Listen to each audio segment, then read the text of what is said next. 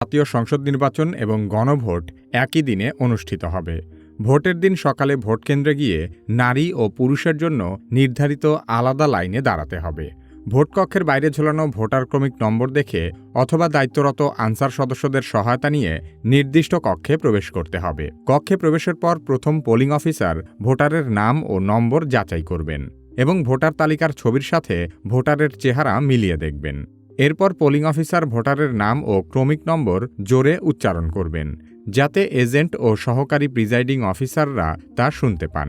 পরিচয় নিশ্চিত হওয়ার পর দ্বিতীয় পোলিং অফিসার ভোটারের আঙুলে অমোচনীয় কালি লাগিয়ে দেবেন।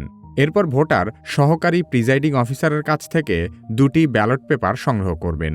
গণভোটের জন্য গোলাপি ব্যালট এবং সংসদ সদস্য নির্বাচনের জন্য সাদা কালো ব্যালট দেয়া হবে।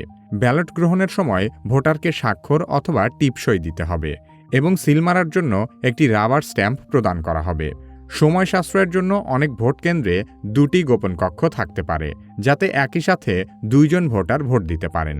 গোপন কক্ষে গিয়ে ভোটারকে 2টি ব্যালটে সিল মারতে হবে।